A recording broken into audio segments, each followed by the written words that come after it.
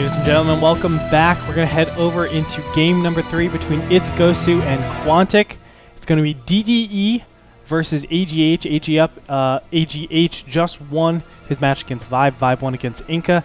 Let's go ahead and head in there right now, CatZ. How's that sound? Sounds great. All right. How are you doing, lady and gentlemen? Dude, I cannot believe this. People on chat are actually saying that we hate each other. It's probably because I hate you, Andre. Well, you can go screw yourself, you stupid. Okay? We love each other, silly. Oh, God.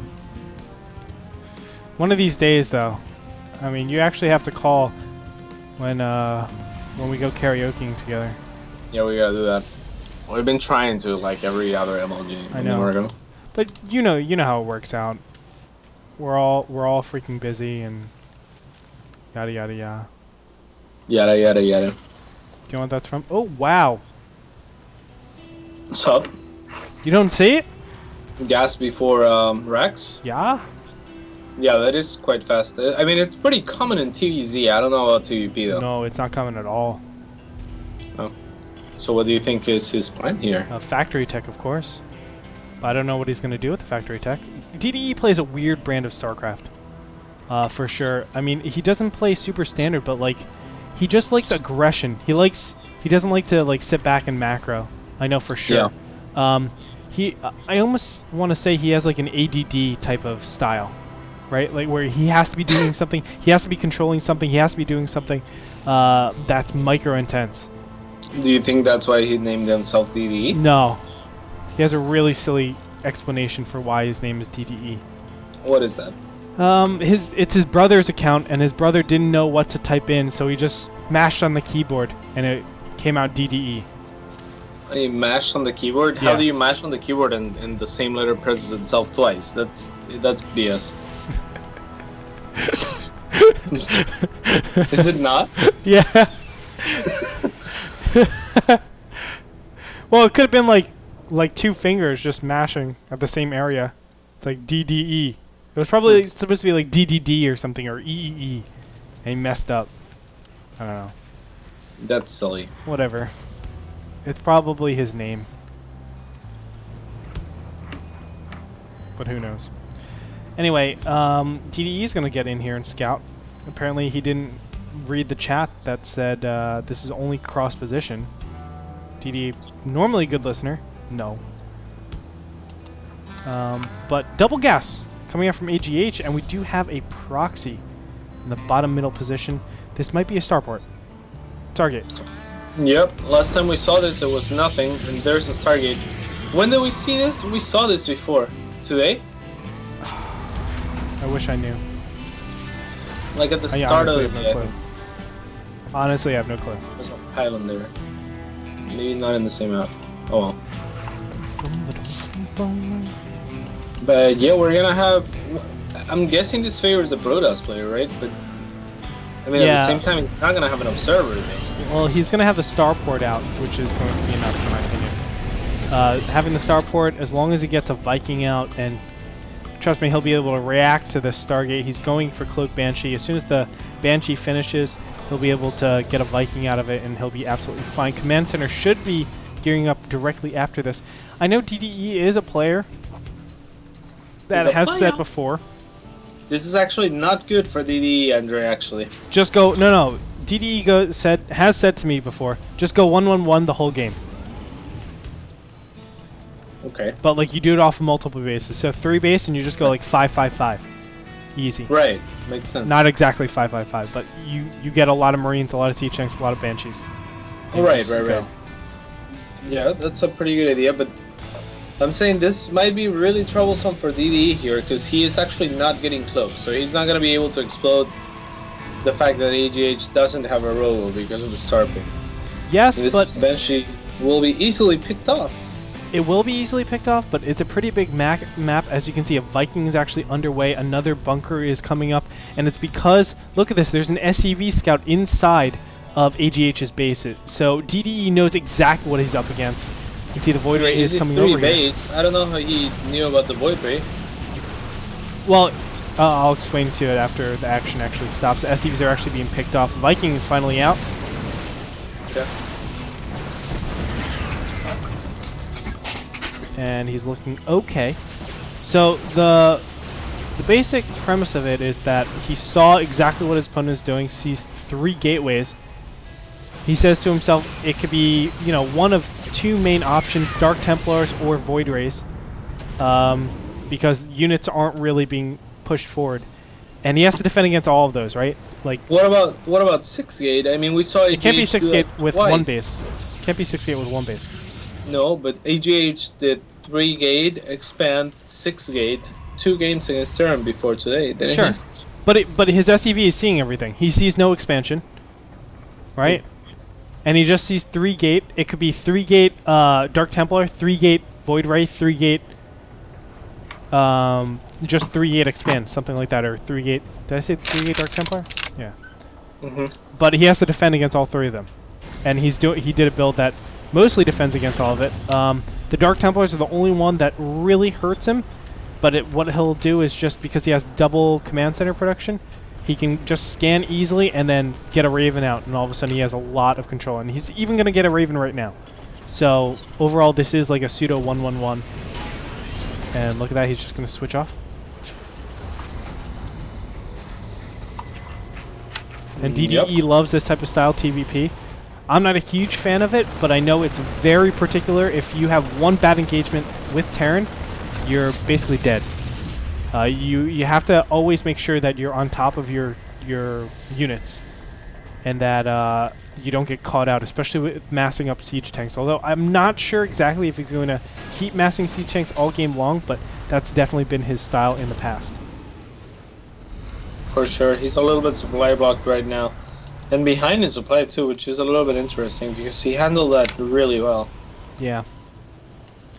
It's a shame because he's still not making depots. There's the first one. But he obviously needs to make a lot more than just one. Sad face DDE, you're killing me. Anyway, sad face. In AGH, it looks like he's just playing completely standard, getting Colossus. It's 3 gate Colossus. Now AGH, we've seen him time and time again not really committing himself to go that upgrade route. And that's something that's very different in the current metagame. He's hiding all of his units, just defending against any particular drops or Banshees right now. But it's really interesting that he doesn't choose to go an upgrade-centric route. And I feel like that is one of the more powerful things in this current state of metagame. But maybe he's just trying to play his opponent, play to his opponent by going this type of, just army composition route. Because army compositions are definitely a way to go about defeating a build like this.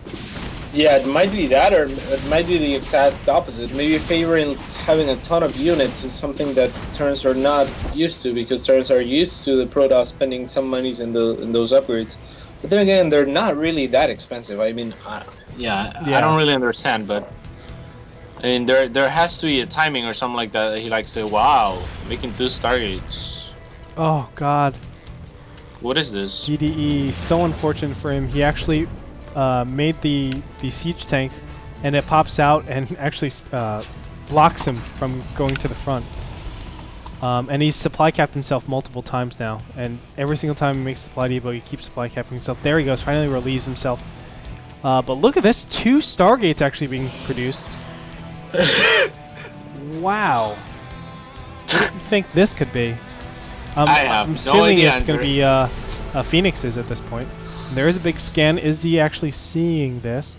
He sees 1 Stargate, but he doesn't see the second one. Yeah, this is going to be mass Phoenixes. I've seen this response against like this type of army composition many times, and DDE just says you have to make sure you make Vikings, and he's making Vikings, man. He don't care.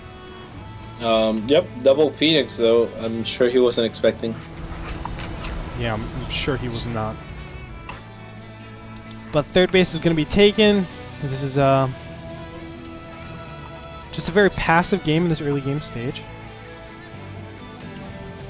I mean, so he's just going to go for a 2-2-2 basically, like you were mentioning before. Is he going to try to take a 3rd? I mean, the longer AGH gets his 3rd and starts making units of it, the harder this game is going to become for DDE. Yeah. I haven't seen too many games of you know, this type of army composition going up to 200, 200 and actually work, well, actually being used. I'm sure he's going to just wait until combat shields at least, but I don't know what he actually does with the army. We'll see. I mean, this is kind of a big map. So there are a lot of counterattacking options, although I don't think that AGH has the ability to, or has the army composition to be that type of counterattacking option type of player, but Yeah. We'll see. There's a lot of Colossus. There's the big scan. Sees a lot of them. And he's pushing out right now. Not a lot of Vikings. DDE might be in a lot of trouble here, just based on their army compositions, because there are Void Rays and Phoenixes massing up in this mid-right-hand position. Yeah, not that many right now, but they should be enough to clear the Vikings, and the Colossus should be able to clear out. It's gotta be really hard for DDE here. I agree. There's the combat shield, so just finishes. No. Oh, we forgot Siege mode! Oh no. He's gonna go for it anyways. He wants this expansion dead. And EG just gotta try to engage. No force shields. No guardian shield. Oh god. There he goes, poking. Oh my god, the Colossus get huge shots on those Marines. Looks like the Vikings will start engaging on the Phoenixes first. Is it going to be enough? It looks like the Colossus are going down very fast. Colossi. And wow! So good. It's just the Void Rays right now. The Void Rays are actually doing a ton of damage. But, you know, DDE is going to have to back up. He has no way to deal with all of this air. The Siege Tanks are going to get picked off. Everything can easily get picked up, and DDE actually has rallies. Oh no, he's got to set him back immediately. Start getting more anti-air, because right now AGH is in a big, big advantage, having kept this third, and you know, just denying his opponent from really doing anything else. I think you know, overall AGH just has a massive advantage. Yeah, AGH kind of went up for like a 1-1-1 of his own, which is kind of cool. That's true. It was like, yeah, gateway units and starports and like old school Death Bowl style. It was weird, but yeah, only Void Rays were left, and then they didn't really have enough there. Now he's in a horrible spot.